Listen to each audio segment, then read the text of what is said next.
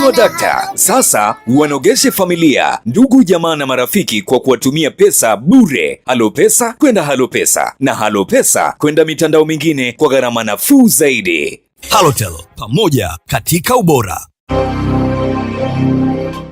As we kick off our special project on breastfeeding, we went to Mwanza and Salaam and investigated the links between breastfeeding, nutrition, and food security in Tanzania. And for babies, breast milk is the most nutritious food with all the essential nutrients needed for growth and development. This boosts their immunity from infections, allergies, and some chronic diseases. It is also a good protection against obesity in later life. This is why there's need to stress more on maternal nutrition for nursing mothers and should start during antenatal clinic. We also looked at the obstacles many working mothers face when it comes to breastfeeding. Many working mothers in Tanzania face obstacles when it comes to balancing breastfeeding with their demanding work requirements. The World Health Organization, WHO, recommends feeding babies on breast milk exclusively for the first 6 months of their lives.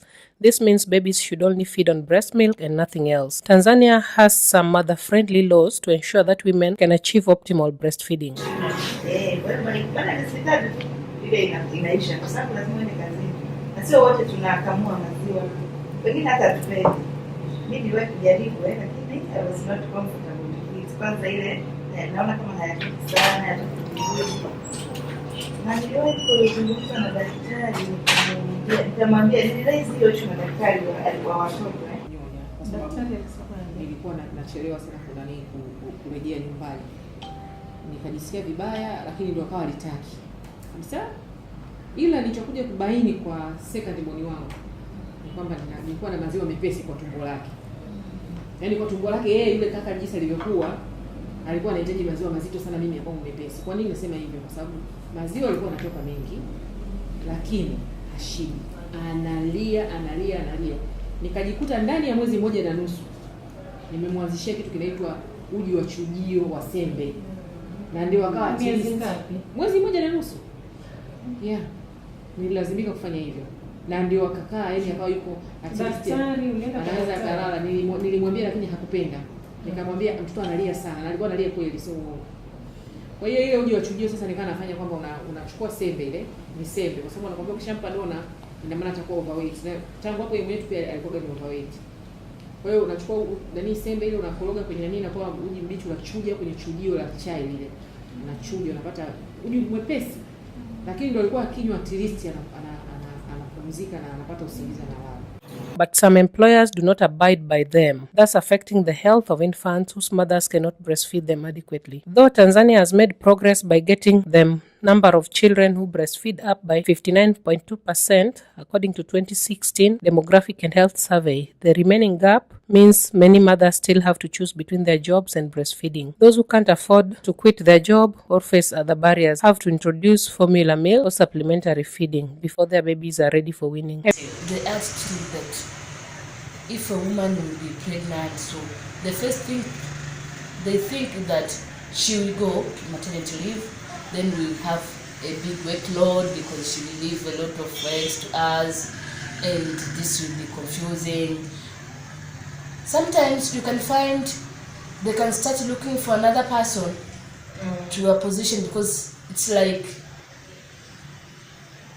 they perceive you that you are going to be somebody who you're not going to work, or you're not important anymore in that company or in that activity. And not only that when you are going to maternity leave, but even the last that semester from 7 months to 9 months, because current other organization, or even if you go to the hospital, they advise you that you need enough time to rest when you reach to that stage. So if you go to maybe to your boss and telling him, And he's male, he's a man, and telling him that at least I need 1 hour to go home. So if you start counting that this is the 7th month, you need 1 hour. This girl needs, or this woman needs 1 hour. Then she will go to maternity 3 months. Then maybe we don't know. Maybe the doctor can advise us that she needs also another 45 days, more than that, 3 months. So most of men think that no, this this is not productive anymore. We have to look for another person. Evidence suggests that breastfeeding saves 823,000 deaths among children under 5 annually. That suggests that country needs to do more to support mothers so that they can breastfeed. Delivery, we try to have a system where the mother and the baby can have an optimal environment where they can breastfeed. Yes. One of the things actually the Tanzanian policy and our training has been that these clinics, the antenatal clinics, should be attended by both spouses. As you can see, some of the clinics actually written clinic ya baba mama na mtoto. So there have been some efforts to encourage the. Yes, it written clinic ya baba mama na watoto. Yeah, antenatal clinic actually is now currently called. One of the things actually the Tanzanian policy and our training has been that these clinics, the antenatal clinics, should be attended by both spouses. As you can see, some of the clinics actually written clinic ya baba mama na mtoto. So there have been some efforts to encourage the. Yes, it written clinic ya baba mama na watoto.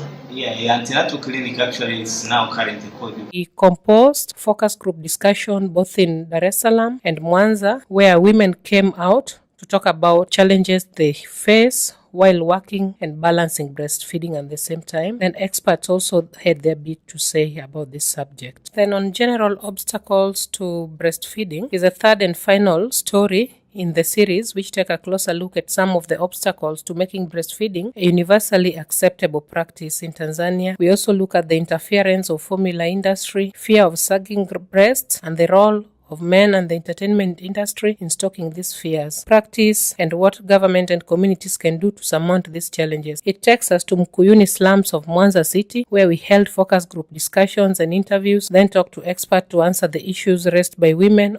Tunakuwa labda wajanja tu hatuendi kusoma. Yaani tukifika pale labda unaenda muda umekwisha, maswali yameshaulizwa. Wewe unafika tu, unapima, unaondoka. Labda ni sawa kwamba hiyo inasababishwa na nini? Sababu tunataka tujue kwamba hiyo kinachopelekea kuwa hivyo ni nini. Ni kwamba mtu hapati taarifa au elimu, hana elimu ya kutosha kwenda na dharau tu. Wakati mwingine wanaona mimi nikifika pale elimu ipo, wanafundisha. Lakini swala la kusema kwamba eti mtoto usiponyesha anaweza kupata kisukari, kwa kweli hilo sio.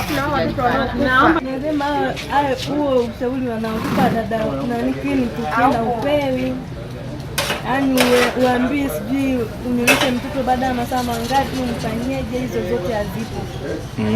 Wanaambia hospitali, ndio maana ukiwa mjamzito unapimwa HIV na manasi sana wanasisitiza uende ulete mwenzako naye apimwe.